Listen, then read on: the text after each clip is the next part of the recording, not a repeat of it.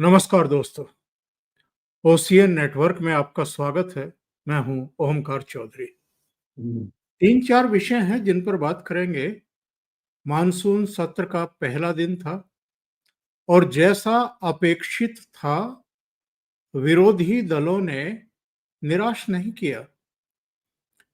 दोनों सदनों में हंगामा किया और इसके बावजूद किया कि सरकार की तरफ से दोनों ही सदनों में ये कह दिया गया था, बता दिया गया था कि हम पहलगाम के जेनोसाइड पर भी, ऑपरेशन सिंदूर पर भी चर्चा के लिए तैयार हैं। हर सवाल का, हर शंका का जवाब देने के लिए भी तैयार हैं। फिर भी हंगामा किया गया, पार्लियामेंट को नहीं चलने दिया गया। और विरोधी चाहते क्या थे? वो चाहते थे कि प्रश्नकाल भी स्थगित कर दिया जाए, सारे कामकाज स्थगित कर दिए जाए, इस पर चर्चा अभी तुरंत इसी समय शुरू की जाए। एक और उनकी मांग है, उनका कहना है कि जब चर्चा हो तो पूरे समय देश के प्रधानमंत्री को सदन में बैठना चाहिए और इस चर्चा का भी जवाब देना चाहिए। जयराम रमेश तो पहले ही कह चुके हैं कि सब्स्टिट्यूट नहीं चाहिए, यानी या तो इनको चांद चाहिए या कुछ भी नहीं चाहिए। ये इनका अभी नशा है जो उतरने का नाम ही नहीं ले रहा है। दूसरा विषय ये है कि जस्टिस वर्मा पर महाभियोग की कार्रवाई शुरू हो चुकी है। तीसरा विषय ये है कि प्रधानमंत्री ब्रिटेन रवाना होने जा रहे हैं। एक दिन बाद वो ब्रिटेन जा रहे हैं। ट्रेड डील होने वाली है और ये कितनी बड़ी घटना है, इसका महत्व क्या है और इसके प्रभाव क्या पड़ेंगे, जरा इस पर भी चर्चा करेंगे। और चौथी खबर है जिसमें अगर समय रहा तो चर्चा करेंगे। ब्रजभूषण शरण सिंह योगी आदित्यनाथ से मिले हैं। तो पूर्व सांसद हैं, मिल सकते हैं, लेकिन इसमें पेंच है। पेंच ये है कि दोनों एक दूसरे को पसंद नहीं करते हैं। योगी आदित्यनाथ की सेहत पर तो फर्क नहीं पड़ता है, कोई पार्टी का पूर्व सांसद या वर्तमान सांसद उनको पसंद करे या ना करे, पर ब्रजभूषण शरण सिंह को फर्क पड़ता है। योगी आदित्यनाथ उत्तर प्रदेश के मुख्यमंत्री हैं। इसके अलावा हम ये भी देख रहे हैं कि वो बीजेपी के जब से स्टार प्रचारक बने हैं तब से बिना उनकी मर्जी के पार्टी अब फैसले लेना बंद कर चुकी है। खासतौर से 2024 के लोकसभा चुनाव में बड़ा झटका लगने के बाद। तो ये मुलाकात क्यों हुई है, क्या बात हुई है और क्या ब्रजभूषण शरण सिंह अब ठीक रहेंगे, यानी योगी आदित्यनाथ की उस तरीके से आलोचना नहीं करेंगे जैसे पहले करते रहे थे, इस मुद्दे पर भी जरा चर्चा करेंगे। मेरे साथ जुड़ रहे हैं वीरेंद्र नाथ भट्ट साहब, तो उनको जोड़ करके चर्चा को आगे बढ़ाएंगे। वीरेंद्र जी, बहुत स्वागत है आपका। नमस्कार। तो वीरेंद्र जी, सबसे पहले पार्लियामेंट क्या हुआ है, जबकि राजनाथ सिंह कह चुके थे कि हम दोनों सदनों में चर्चा कराने को तैयार हैं और अब तो घोषणा हो गई है 16 घंटे की चर्चा लोकसभा में होगी, 9 घंटे की चर्चा राज्यसभा में होगी, कुल मिलाकर के 25 घंटे की चर्चा होने वाली है। फिर सदन क्यों नहीं चलने दिया इन लोगों ने? और राहुल गांधी विक्टिम कार्ड क्यों खेलते हैं हर बार कि मुझे तो बोलने ही नहीं दिया जाता? आपको याद होगा जब पिछला बजट सत्र शुरू हुआ था फरवरी में, तब प्राइम मिनिस्टर ने कहा था बहुत दिनों बाद ये पहला सत्र हो रहा है जब कोई विदेश से फुलझड़ी नहीं आई है। वरना जैसे ही संसद का सत्र शुरू होता है, कोई ना कोई रिपोर्ट आ जाती है अमेरिका से, कहीं से कोई वीडियो आ जाता है, कहीं से कोई आ जाता है पेगासस, कभी मणिपुर का वीडियो, तो कभी हिडनबर्ग की रिपोर्ट अडानी के बारे में। ये सब कोई ना कोई शोषा छोड़ा जाता था। तो ये पिछली बार भी नहीं हुआ, अब की बार भी नहीं हुआ। जहां तक ऑपरेशन सिंदूर की बात है, आप याद कीजिए, अक्टूबर 2016 में, आज से 9 साल पहले, जब भारतीय सेना ने जम्मू बॉर्डर पार करके पाकिस्तान सेना के खिलाफ सर्जिकल स्ट्राइक किया था, तब कांग्रेस ने तत्कालीन सेना अध्यक्ष को कहा था, जनरल बिपिन रावत को, जो बाद में बने थे चीफ ऑफ डिफेंस स्टाफ, कि ये तो खून की दलाली करता है। इतना सम्मान किया था भारतीय सेना का इस कांग्रेस ने, जिसका ये दावा है कि उसने देश को आजाद कराया। ये बात अलग है कि 1885 में अंग्रेज ने इस पार्टी को बनाया अपनी अपनी पॉलिटिकल सुविधा के लिए, और वो ही 15/1947 को इसी पार्टी को आजाद कराने का प्रमाण पत्र दे के चले गए, जिसको वास्तव और जबकि वास्तव में ये कांग्रेस पार्टी अंग्रेजों के राज का ही एक्सटेंशन है, आज भी वही चल रहा है। जब फरवरी 2019 में ऑपरेशन बालाकोट हुआ, तब इन्होंने सबूत मांगे थे कि भैया बताओ वहां पे आपने क्या गिराया, और जबकि पाकिस्तान गवर्नमेंट ने माना कि हमारा बहुत नुकसान हो गया। उन्होंने सुबह 5 बजे ही ट्वीट कर दिया था, जो उनका आईएसआई का डायरेक्टर जनरल आईएसपीआर ने।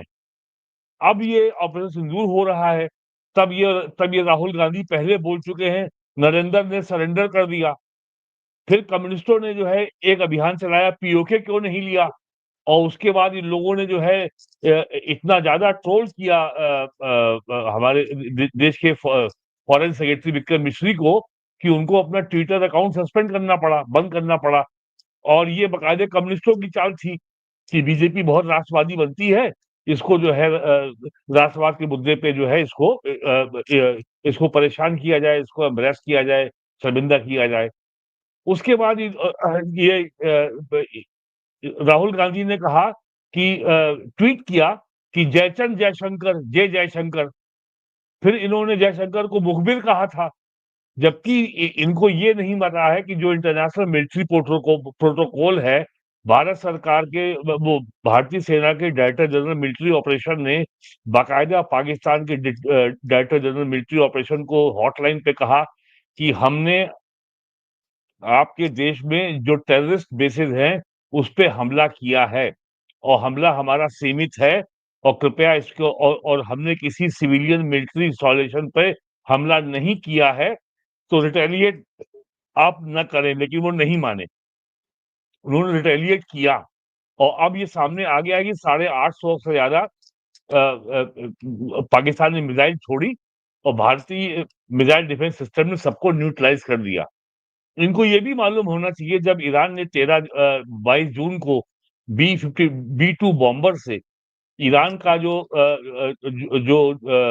न्यूक्लियर इंस्टॉलेशन पे जब अटैक किया था B-2 बॉम्बर से, जहां उन्होंने 14 टन के बम गिराए थे, जो जमीन के अंदर जाता है 100 मीटर नीचे, तब अमेरिका ने ईरान को भी इन्फॉर्म किया था कि आपके मिलिट्री इंस्टॉलेशन पर, न्यूक्लियर इंस्टॉलेशन पर हम अटैक कर रहे हैं, हम बॉम्बिंग करेंगे। उन्होंने किया, और करीब उन्होंने जो है इस अटैक में 14-15 B-2 बॉम्बर इन्वॉल्व थे। तो ये तो है बैकग्राउंड। और ये लगातार जो है ये ऑपरेशन सिंदूर, ये जब पहलगाम पे हमला हुआ था 22 अप्रैल 2025 को, तभी से कह रहे थे कि साहब पार्लियामेंट का सत्र बुलाओ। अब यहाँ पे ये तय करना मुश्किल है कि कांग्रेस पार्टी राहुल गांधी भारतीय सेना के साथ हैं, या पाकिस्तान की सेना और आईएसआई के साथ हैं। और अप्रैल मई जून में जो कुछ भी कांग्रेस ने बोला, जो कुछ भी राहुल गांधी ने बोला, उसको पाकिस्तान की मीडिया ने, पाकिस्तान की सेना ने, पाकिस्तान की सरकार ने, पाकिस्तान के प्राइम मिनिस्टर ने अपने पक्ष में भारत के खिलाफ एक शस्त्र के अस्त्र के रूप में इस्तेमाल किया, उसका प्रयोग किया। और भारत के खिलाफ नैरेटिव बनाने में राहुल गांधी ने, कांग्रेस ने पाकिस्तानी सेना की बहुत बड़ी सहायता की। जो आपका अमेरिकन और आपका ब्रिटेन का जो मीडिया है, बीबीसी है, फाइनेंशियल टाइम्स है, गार्जियन है, वॉल स्ट्रीट जर्नल है, वॉशिंगटन पोस्ट है, न्यूयॉर्क टाइम्स है, ये सब के सब कम्युनिस्ट हैं। और आप जानते हैं कम्युनिस्ट और जिहादी और कट्टर मुसलमान, ये दोनों जुड़वा भाई हैं, ये अलग नहीं है। तो इन लोगों ने पूरे मई के महीने में जम करके पाकिस्तान के पक्ष में पूरा माहौल बनाया कि साहब इंडिया के 5 जो है जहाज गिरा दिए गए, और इंडिया का ये नुकसान हुआ, इंडिया का वो नुकसान हुआ। ये मई का महीना जो है राउंड पाकिस्तान के पक्ष में गया। उसके बाद जब इंडिपेंडेंट मिलिट्री एक्सपर्ट्स ने, और अब तो हर चीज की सैटेलाइट इमेजरी अवेलेबल है, प्राइवेट कंपनीज के पास भी है, गवर्नमेंट के पास भी है। जब पेंटागन के लोगों ने बोलना शुरू किया अमेरिकन मीडिया में, इंडियन मीडिया में, और उसके बाद जब 12 जून को इसराइल ने हमला किया ईरान में, तो पूरे दुनिया में ऑपरेशन सिंदूर एक मिसाल बन गया। और एक अमेरिकन जनरल ने कहा कि दुनिया भर की एयर फोर्स में अब ये ऑपरेशन सिंदूर जो है, जो एयर स्ट्राइक है, जो ड्रोन स्ट्राइक है और जो जो मिसाइल स्ट्राइक है, ये पढ़ाया जाएगा कि इतने कम खर्चे में, इतने सटीक, इतना प्रिसिशन, इतना अचूक निशाने के साथ और इतने कम समय में 22 मिनट में पाकिस्तान की सेना के 9 एयरबेस तबाह कर दिए गए। पाकिस्तान की सेना कह रही थी भई आपने 18 किए हैं। और जो जो किराना वैली है, जो सरगोधा एयरबेस है, रावलपिंडी का जो नूर खान एयरबेस है, वहां पे पाकिस्तान के सारे न्यूक्लियर एसेट्स रखे थे। और इससे सबसे बड़ी बात ये हुई कि इस ऑपरेशन सिंदूर ने इस भ्रम को तोड़ दिया कि पाकिस्तान एक न्यूक्लियर स्टेट है। अमेरिका के न्यूक्लियर बॉम्ब नूर खान एयरबेस रावलपिंडी में रखे हुए थे। वहां पे हमला किया भारत ने। और अब ये कंफर्म रिपोर्ट्स हैं, 100 से अधिक उसमें अमेरिकी और पाकिस्तान के सेना के एयरफोर्स के बड़े अधिकारी उसी एयरबेस के बेसमेंट में एवेपोरेट हो गए, क्योंकि जो मिसाइल अंदर घुसी थी एकदम उसके। और इसीलिए अपने इस ऑब्जेक्टिव को अचीव करने के बाद भारत ने उस ऑपरेशन को ऑपरेशन सिंदूर को रोक दिया। एस जयशंकर विदेश मंत्री ने साफ-साफ कहा कि पाकिस्तान को कि जब उनको American secretary of state Marco Rubio ने फ़ोन किया, एस जयशंकर ने उनसे साफ कहा कि आप पाकिस्तान के डायरेक्टर जनरल मिलिट्री ऑपरेशन को कहिए कि वो इंडिया के डीजीएमओ से बात करें, लेट देम डिसाइड, वो तय करें, हम इसमें कुछ नहीं करेंगे।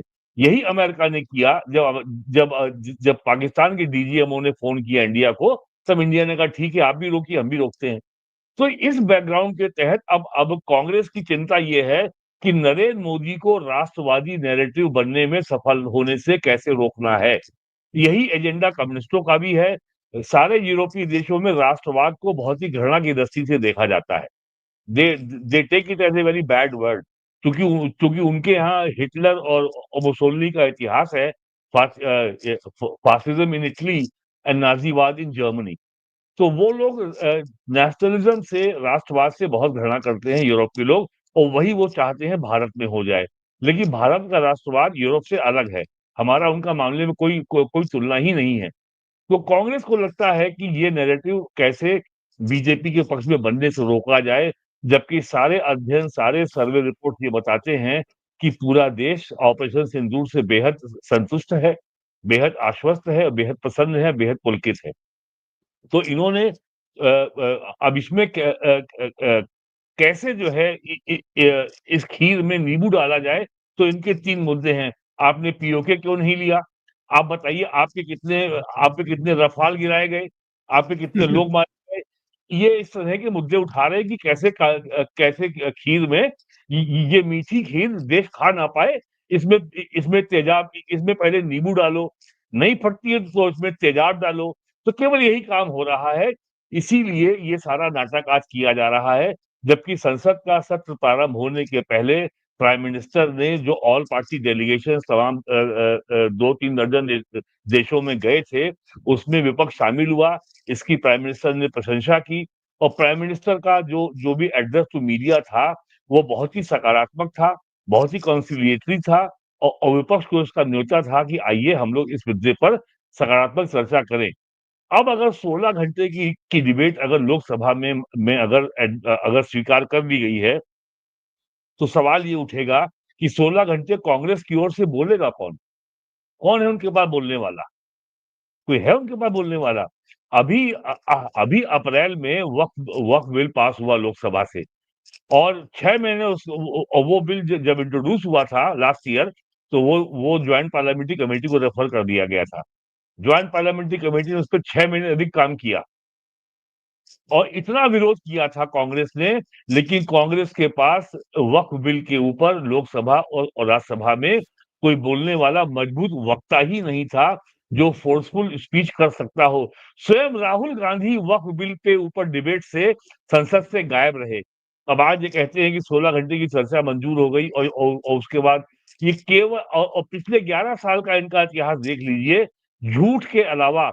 और राहुल गांधी के बारे में कहा जाता है he is the liar of the industrial scale.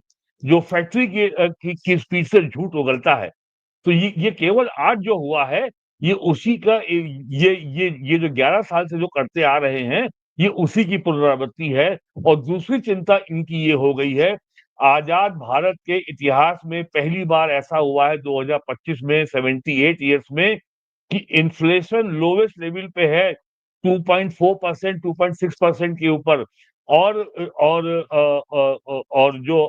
जो ग्रोथ रेट है वो हाईएस्ट लेवल पे है 7.5 टू 7.8% के बीच में। और जो करंट अकाउंट डेफिसिट है यानी एक्सपोर्ट और इंपोर्ट के बीच का अंतर, वो बिलो 1% है। और 25-26 के पहले क्वार्टर में लगभग जीरो था।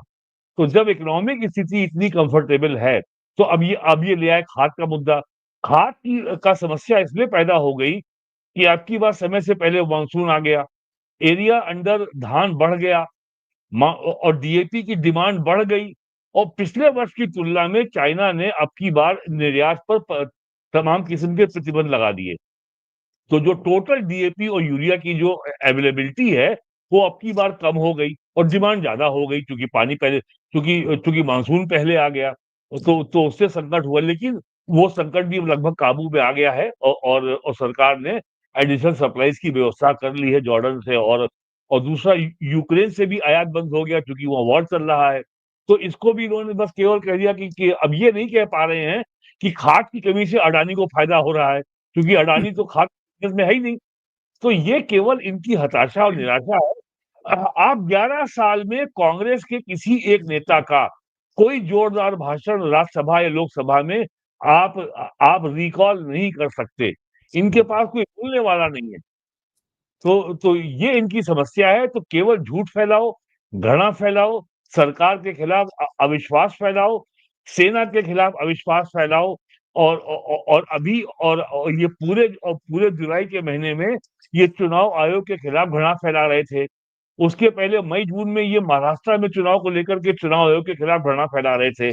तो चुनाव आयोग के खिलाफ घृणा फैलाओ, भारतीय सेना के खिलाफ घृणा फैलाओ, इंडियन आर्म फोर्सेस के खिलाफ हेट क्रिएट करो। और उसके पहले जो उनकी माता जी सोनिया गांधी हैं, वो वो राष्ट्रपति का कितना अपमान कर चुकी है, सभी जानते हैं। जो उन्होंने किया था अभी मार्च अप्रैल में, कि वो बेचारी है, जो बहुत ही अनपार्लियामेंट्री वर्ड था। उसके पहले अधीर रंजन चौधरी वो बोले थे कि ये राष्ट्रपति है कि राष्ट्रपत्नी है, ये भी आपको याद होगा। तो कांग्रेस का अगर हमको सत्ता नहीं मिलेगी, तो हम पूरे देश को, पूरे देश की संवैधानिक संस्थाओं को, देश के प्रधानमंत्री को और भारत देश की मूल आत्मा, सबको हम लांछित करेंगे, सबको हम अपमानित करेंगे, हम सबको कलंकित करेंगे। वही काम आज भी हो रहा है, वही आज भी हुआ। देश के भीतर भी और देश के बाहर भी ये कहते हैं कि मुझे पार्लियामेंट में नहीं बोलने दिया जाता। अब तो मैं नेता प्रतिपक्ष हूं, तब भी नहीं बोलने दिया जाता। मुझे याद है, जब वक्फ पर चर्चा हो रही थी, ये विदेश में घूम रहे थे और ये बाद में आए और इन्होंने स्पीकर से कहा कि मैं बोलना चाहता हूं। स्पीकर ने कहा कि ये नहीं हो सकता, उस पर चर्चा हो चुकी है। तो ये बोले कि किसी और विषय पे जब चर्चा चल रही हो या शून्य काल में, तब मैं बोलना चाहूंगा। स्पीकर ने मना कर दिया। इसके बाद फिर इन्होंने यही प्रोपेगेंडा किया कि मुझे संसद में बोलने नहीं दिया जाता।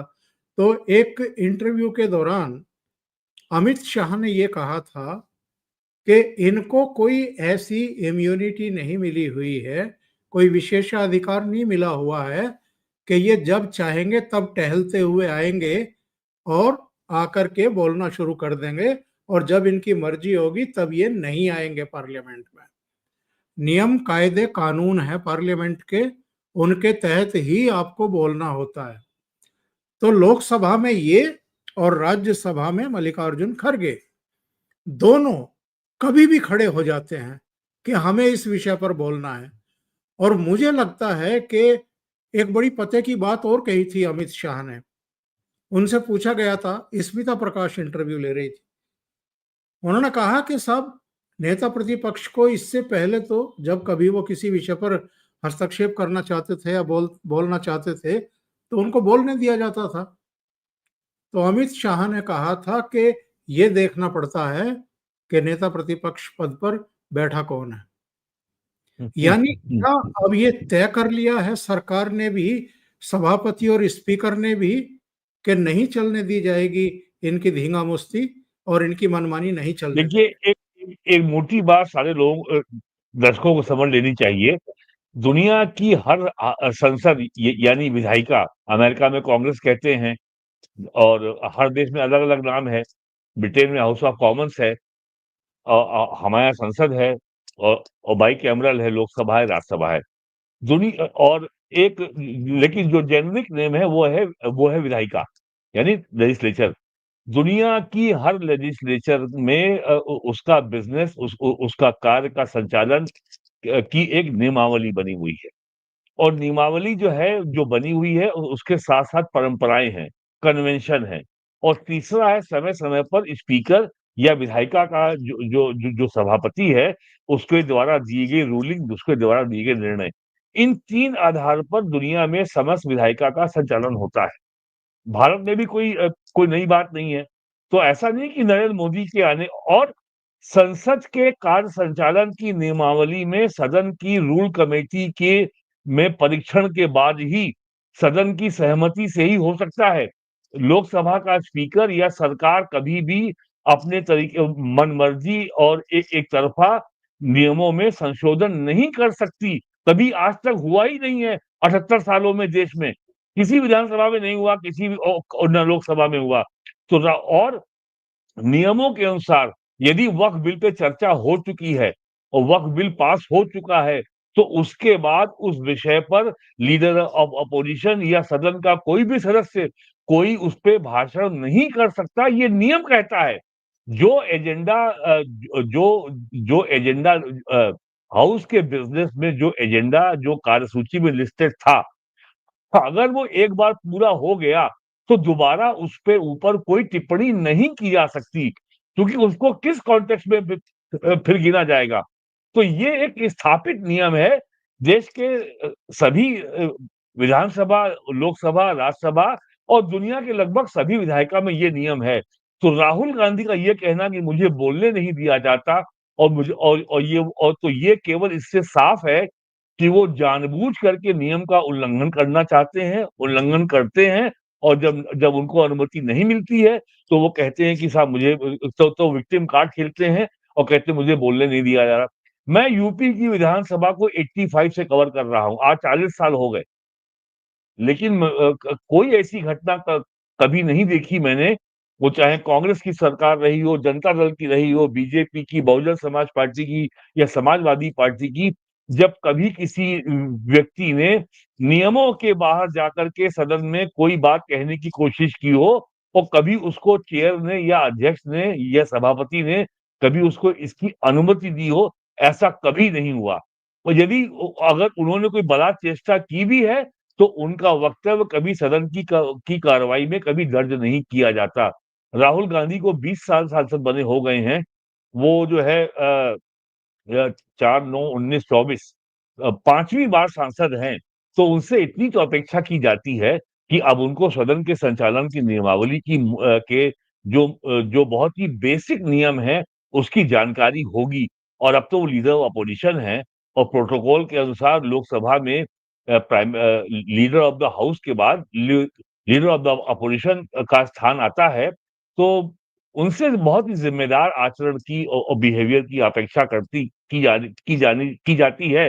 लेकिन राहुल गांधी का जो 11 साल का जो इतिहास है अपोजिशन में रहने का, आई डोंट थिंक उसमें कोई बदलाव आएगा। और आपको याद होगा कि एक ऑर्डिनेंस का ड्राफ्ट कैबिनेट ने पास किया था, मनमोहन सिंह प्राइम मिनिस्टर थे और राहुल गांधी ने उसको प्रेस कॉन्फ्रेंस में फाड़ दिया था। तो जब वो इतना सम्मान अपनी पार्टी के प्राइम मिनिस्टर का करते थे कि तो वो मोदी जी का क्या सम्मान करेंगे, आप अंदाज़ा लगा लीजिए।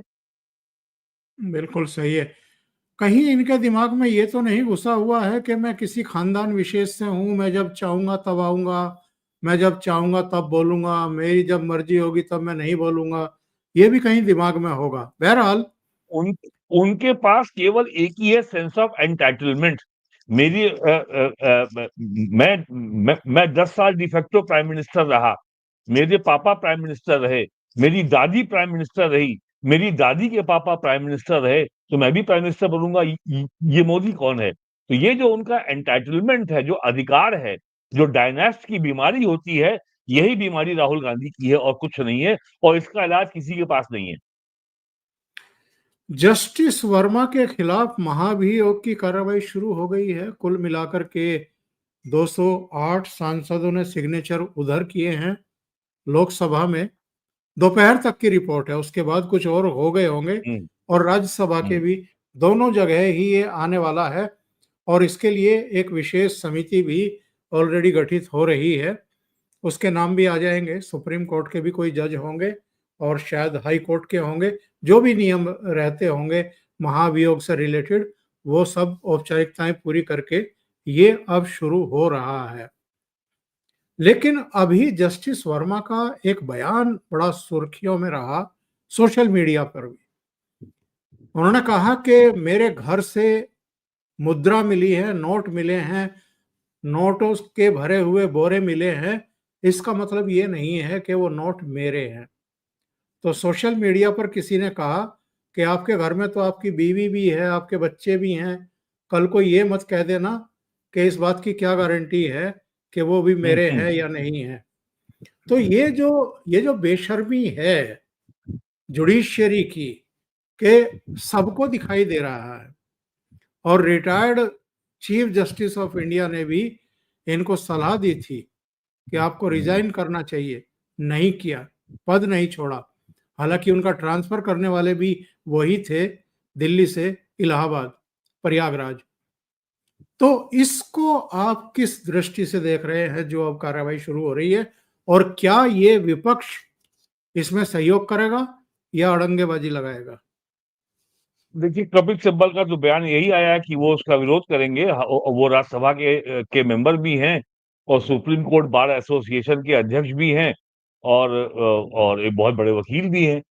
तो लेकिन इसमें जो सबसे बड़ा प्रश्न अभी तक अनुत्तरित है कि एक व्यक्ति के घर में बोरे भर के नोट पाए जाएँ, तो इसके ऊपर एफआईआर क्यों नहीं हुई? इसका पंचनामा क्यों नहीं हुआ? जो नोट वहाँ पे साबुत या जो जले हुए थे, उसको क्यों नहीं इकट्ठा किया गया? और जिस कमरे में ये सब मिला, उस कमरे को सील क्यों नहीं किया गया? उसकी फोरेंसिक जाँच क्यों नहीं हुई? सुप्रीम कोर्ट तक जो है एफआईआर की अनुमति देने को तैयार क्यों नहीं हुई? ये सारे मुद्दे पे चर्चा होनी चाहिए, क्योंकि सुप्रीम कोर्ट तो दुनिया में सबकी जवाबदेही तय करता है, तो इनकी जवाबदेही कौन तय करेगा? तो महाभियोग से तो कोई एक जज साहब हट जाएँगे, और उससे जो जुडिशियल रिफॉर्म और जुडिशियल सिस्टम में जो पारदर्शिता और जो जवाबदेही, ट्रांसपेरेंसी एंड अकाउंटेबिलिटी जो आनी चाहिए थी, क्या वो उद्देश्य भी इससे हासिल होगा? क्या वो ऑब्जेक्टिव अचीव होगा? ये देखना ज़्यादा महत्वपूर्ण होगा कि वेदर जस्टिस वर्मा के ऊपर महाभियोग साबित हो जाता है या उसके पहले वो इस्तीफा दे देते हैं। अगर महाभियोग साबित हो गया तो उनको जो पोस्ट रिटायरमेंट बेनिफिट्स हैं, पेंशन वगैरह, उस सब से वंचित हो जाएँगे वो। अगर वो इस्तीफा दे देंगे तो शायद बच जाएँगे। तो ये बहुत बड़ा मामला जुडिशियल अकाउंटेबिलिटी का, जुडिशियल ट्रांसपेरेंसी का है, और ऑलरेडी जिस तरीके से कोलेजियम के माध्यम से जजेस की नियुक्ति होती है, ट्रांसफर होता है, कौन किस हाई कोर्ट में जाएगा और कौन हाई कोर्ट से सुप्रीम कोर्ट में एलिवेट होगा, बहुत सारे विषय हैं। और जिस तरीके से पिछले 35 सालों में जुडिशरी ने एक डिस्प्रोपोर्शनेट पावर जो एक्वायर कर ली है। अब जैसे अभी एक जजमेंट में सुप्रीम कोर्ट ने गवर्नर और राष्ट्रपति के लिए किसी विधेयक को को अप्रूवल देने की समय सीमा तय कर दी। एक टाइम बाउंड तय कर दिया। अब जाकर सुप्रीम कोर्ट ने 5 जज बेंच बनाई है, और जो उनको रेफरेंस किया था राष्ट्रपति ने, अब उस पे सुनवाई होगी। तो हमारे सिस्टम में, जो हमारे संविधान में जो 3 पिलर हैं, कार्यपालिका है, न्यायपालिका है, विधायिका है। तो लेकिन न्यायपालिका या जुडिशरी और संविधान ये मानता है कि भाई हर संस्था अपनी मर्यादा में रह के काम करेगी, और कोई किसी को रेगुलेट नहीं करेगा, कोई किसी को कंट्रोल करने का प्रयास नहीं करेगा। लेकिन भारत के संविधान भारत में पिछले 3 दशक से अधिक हो गया है कि अब जो है ये मर्यादा टूट रही है और जो कार्यपालिका है, अपनी तो कोई उसकी जवाबदेही नहीं है, लेकिन वो बाकी सबको दुरुस्त करने में, ठीक करने में जुटी हुई है। वो चाहे लेजिस्लेचर हो, चाहे वो एग्ज़ीक्यूटिव हो। तो इस लिहाज से ये जो प्रकरण है, इससे बड़े विषय अगर हल हो सकते हैं या बड़े विषय के ऊपर जो रिफॉर्म का रास्ता इससे निकलता है, तब ये महत्वपूर्ण होगा। जस्टिस वर्मा का इस्तीफा होता है या उनके ऊपर इम्पीचमेंट होता है, वो एक मामला इंडिविजुअल का मामला नहीं है, ये बहुत बड़ा देश है। 140 करोड़ की आबादी का देश है और इस देश में judiciary is the only sector जहाँ रिफॉर्म्स ओवरड्यू हैं, जहाँ रिफॉर्म्स अभी बिल्कुल भी नहीं हुए हैं, कोई जवाबदेही और कोई ट्रांसपेरेंसी यहाँ नहीं है और तमाम ऐसे बड़े-बड़े मामले होते हैं इकोनॉमिक अफेयर्स के और कॉर्पोरेट के जो सालों तक लंबित रहते हैं और उसका बहुत बड़ा नुकसान भी अर्थव्यवस्था को झेलना पड़ता है। जी। वीरेन जी, एक दिन बाद प्रधानमंत्री ब्रिटेन रवाना हो रहे हैं। 4 दिन की 2 देशों की यात्रा पर जा रहे हैं। 2 दिन ब्रिटेन में, 2 दिन मॉरिशस मालदीव में। मालदीव का तो कभी फिर चर्चा करेंगे, पर ब्रिटेन के साथ पिछले 2-3 साल से ट्रेड डील जो है वो मुक्त व्यापार जिसको कहते हैं, उसकी चर्चा चल रही थी और अब ऐसी सूचना है कि सिरे चढ़ने जा रही है, उस पर साइन होने जा रहे हैं। ये भारत की दृष्टि से भी, चीन की दृष्टि से भी और अगर कहूँ तो अमेरिका की दृष्टि से भी कितना अहम करार होने जा रहा है दोनों देशों के बीच में। ये जो फ्री ट्रेड एग्रीमेंट जो होने जा रहा है ब्रिटेन से, इससे सबसे ज़्यादा मिर्चा लगी है चीन को। आज हम ब्रिटेन की बात करें तो हम लोगों को ब्रिटेन का महत्व समझ में नहीं आता बहुत ज़्यादा। हमसे छोटी इकॉनमी है और आज हम अगर कोई ब्रिटेन का ब्रांड याद करना चाहें तो खाली बीबीसी एक ब्रांड ब्रिटेन का हमको याद आता है। लेकिन यूपी का जीडीपी $250 बिलियन है। अकेले लंदन शहर का जो जीडीपी है वो $600 बिलियन है। और और जो ब्रिटेन है, ग्लोबल सप्लाई चेन का बहुत ही महत्वपूर्ण चेन है। तो इंडिया को अगर मैन्युफैक्चरिंग अपने देश में बढ़ानी है और अपनी इकॉनमी की ग्रोथ की रफ्तार को बनाए रखना है, तो जितनी दुनिया की सप्लाई चेन्स में इंडिया को उसका हिस्सा बनना पड़ेगा। इसीलिए भारत ने यूएई के साथ, यूरोपियन यूनियन के साथ और ब्रिटेन के साथ ये फ्री ट्रेड एग्रीमेंट के बारे में की दिशा में काम हो रहा है और काफ़ी सफलता भी मिली है। साउथ अमेरिका के संग अलग हो रहा है, ऑस्ट्रेलिया के संग अलग है, अमेरिका के संग अलग है। तो जब आप ट्रेड डील साइन करते हैं, तो आप ग्लोबल सप्लाई चेन में शामिल हो जाते हैं। हर चीज़ आपके पास उपलब्ध नहीं है। कुछ चीज़ आपको कहीं से मँगानी है और कुछ किसी को देनी है। तो supply chain is very important और इंडिया में आज की तारीख में जो हमारा जीडीपी में जो शेयर है मैन्युफैक्चरिंग का, ये भी सिंगल डिजिट में है। जब तक ये 15% नहीं पहुँचेगा, तब तक इंडिया में ये जो शोर मचता है अनएम्प्लॉयमेंट ये बना रहेगा। जैसे-जैसे हमारा जीडीपी में मैन्युफैक्चरिंग का शेयर बढ़ता है, आज दुनिया में, विश्व में भारत सबसे 5वीं सबसे बड़ी मैन्युफैक्चरिंग पावर है। हमारा टोटल मैन्युफैक्चर्ड प्रोडक्ट में जो है आज की तारीख में करीब $750 बिलियन से ऊपर हो गया है।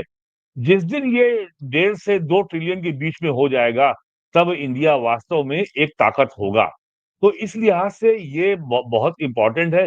चाइना की जो ताकत बढ़ी है पिछले 20 साल में, उसका सबसे बड़ा आधार ये है और चाइना जो जो दुनिया की फैक्ट्री बना है, उसका आधार ये है कि वो दुनिया की हर सप्लाई चेन में बैठा हुआ है।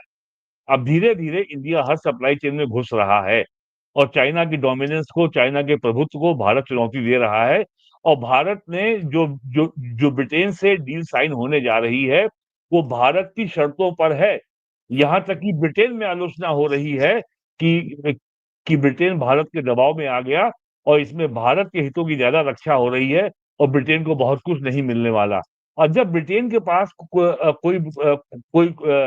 कोई मैन्युफैक्चरिंग की चीज़ अब है ही नहीं, तो उसको हम क्या दे देंगे? लेकिन ब्रिटेन के पास पूरे दुनिया की जो ब्रिटेन है वो global BFSI banking financial service and insurance का वो हब है। दुनिया में पेट्रोलियम के क्रूड प्राइस वहां से तय होते हैं। दुनिया में मेटल के प्राइस तय होते हैं लंदन मेटल एक्सचेंज से, LME से तय होती हैं। दुनिया इंटरनेशनल मार्केट में जो इंटरेस्ट रेट है वो तय होते हैं लंदन से, LIBOR, इसको लिबोर कहते हैं। दुनिया के में जो सारी जो आपकी शिपिंग कंपनीज हैं, उनका जो फ्रेट है, जो उनका भाड़ा है, उसके वो तय होते हैं लंदन से। दुनिया की सारी जो आपकी इंश्योरेंस कंपनीज हैं या री इंश्योरेंस कंपनीज हैं, they are station in London.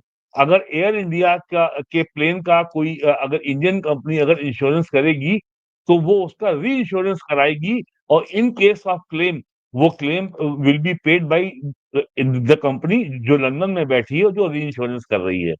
तो इस लिहाज से जो जो जो ग्लोबल इकोनॉमिक इंफ्रास्ट्रक्चर और जो ग्लोबल इकोनॉमिक इंस्टीट्यूशनल फ्रेमवर्क है, उसमें अमेरिका के बाद सबसे इंपॉर्टेंट देश ब्रिटेन है।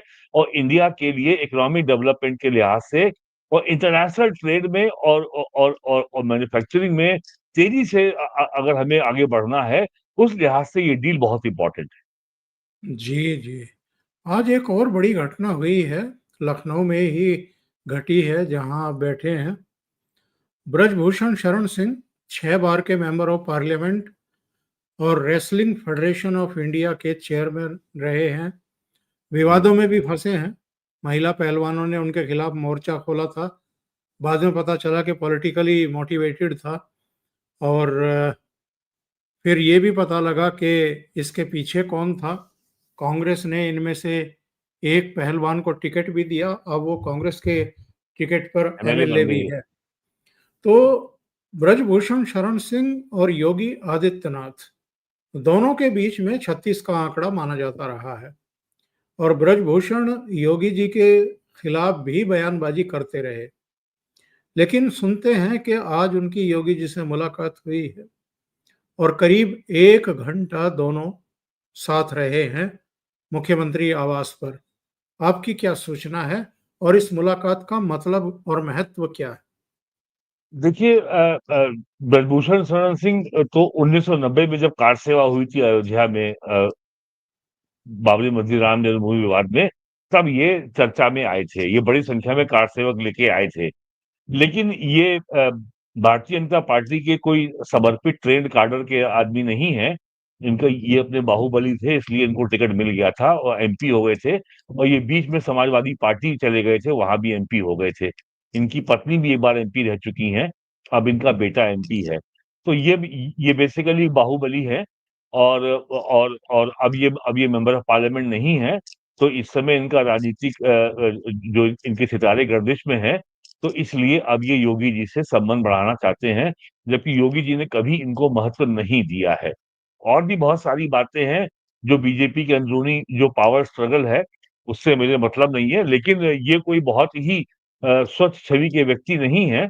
और तो इसलिए अब इनको योगी जी की शरण में जाना इनकी मजबूरी हो गई है, क्योंकि अब इनके पास कोई बचा नहीं है।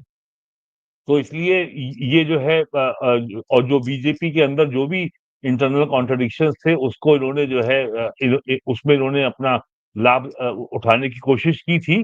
तो अब इनकी कोई विश्वसनीयता बची नहीं है, ना दिल्ली में, ना यूपी और ना लखनऊ में।